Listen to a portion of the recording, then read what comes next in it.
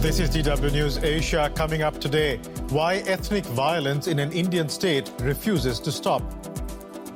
Manipur has seen 2 months of deadly clashes along ethnic and tribal lines. At least 100 people are dead and some 40,000 people displaced. Why and how does this violence end?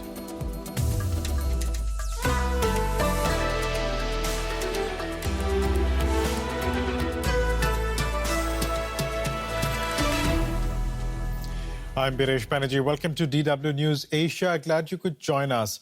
At least 100 people have been killed and some 40,000 people displaced in ethnic violence in India's Manipur. Violence began in this northeastern state 2 months back over a question of state benefits. The minority Kuki and majority Meitei communities clashed over the possibility that the latter could receive government benefits. Decades of ethnic mistrust soon burst into the open in the form of deadly violence.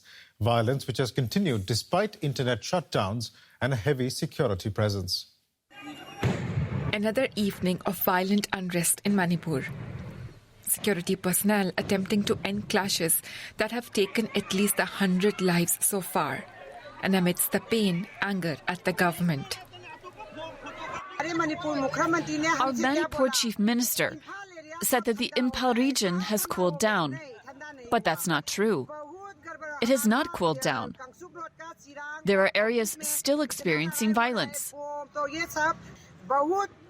Many people have been injured, and 2 people died as well. These recent deaths born out of ethnic rivalries and mistrust between Manipur's tribes, primarily the majority Meitei and the minority Kuki communities. A recent judicial notice appeared to suggest the majority Meiteis were in line for state benefits, something the minority Kukis believe would impact their access to economic opportunities and land. Years of ethnic mistrust soon burst out in the form of violence between both communities. The situation has also taken on a political color. Minority ethnic communities blame the ruling BJP for being supportive of the Meiteis. And last week, opposition leader Rahul Gandhi was initially prevented from visiting the violence-hit state. Miscreants on both sides want to highlight whatever grievances they have by attacking the VIP, especially when Rahulji figure from the Delhi has come down here along with the local MLAs. We are simply trying to provide security. For now, tensions remain in this corner of India's northeast, and no one is quite sure how it all ends. And joining me now for more context is political activist Angelica Aribam. She's also founder of the Fem First Foundation, a non-profit focused on women's leadership in governance. Angelica, you have family in Manipur and are following events with concern naturally. Why do you think the violence has continued for so long? To be honest with you, there are 3 reasons why the violence today completes 2 months of the violence. It started on the 3rd of May. Today is July the 3rd. So it's completed 2 months, unfortunately so. And there are 3 reasons for the continuation in violence and how we don't really see a solution coming anytime soon. The first one is, of course, the failure of the government. So this is not an incident where, or an accident where people have died in one sudden situation. This is the continuous violence that's been going on for 2 months, right? And more than 100 people have died. More than 50,000 people are displaced in the state right now. They are refugee camps, which means that the government in itself in 2 months period have failed to control the violence. There is a lack of effort from their end. And it also shows a kind of I don't know how to phrase this, but a kind of lack of political will, even from the central government side, wherein the Prime Minister of the country, Mr. Narendra Modi, has not uttered a single word related to Manipur in the last 2 months. Whereas he has gone and, gone to America, he has spoken about Ukraine, he has spoken about many other issues and traveled across India as well as across the world. However, he has not even uttered a word to Manipur. That is number one, of course, the political will and the failure of the government. Number two comes to misinformation. There is an internet ban in Manipur since the last 2 months. While the rationale of banning the internet comes from the idea that it will control misinformation. But what we are forgetting is internet also helps in spreading information, not just controlling misinformation. So what is happening right now on the ground is various people, because there is no reliable source of information for them to verify facts or what are rumors and what are facts. There can be a rumor started somewhere saying that a village has been attacked by community X, right? Then the people of community Y will get passions will run high and they will go in retaliation and then attack another village belonging to community X. And so on and so forth. This is like a vicious cycle that is happening because people have no mechanism to verify facts. So the number two is, of course, the misinformation based on hearsay and rumors that are going around within the state. Number three is they are arming people, volunteer groups, people of both communities have been arming themselves to protect themselves and their villages, right?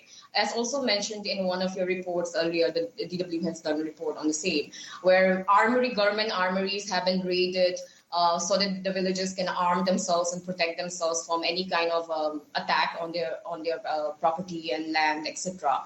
And there are also arms coming in from the border. So there are three reasons why it has continued for 2 months and it's still not controlled. I'd like to pick up on the first point that you mentioned about the failure of the government. And as you point out, the state government is run by the BJP, just like the central government is run by the BJP. In fact, you also had the Home Minister, Amit Shah, who was camping in Manipur some time back. Yet the violence continues. And last week, we saw the Chief Minister of Manipur, N. Biren Singh, attempting to resign and then that resignation being taken back. Is political drama happening here? I wouldn't say political drama. What I would say is a lack of political effort, right? So when the Home Minister of India, Mr. Amit Shah, went to Manipur for 3 days, there was a little bit of normalcy, relative calm that was seen in the state when he was visiting places and interacting with people, civil society organizations, and trying to have a peaceful conversation, right? So during that period, there was a little relative calm. But in the aftermath of it, the violence continued because the people did not see any resolution coming out of it.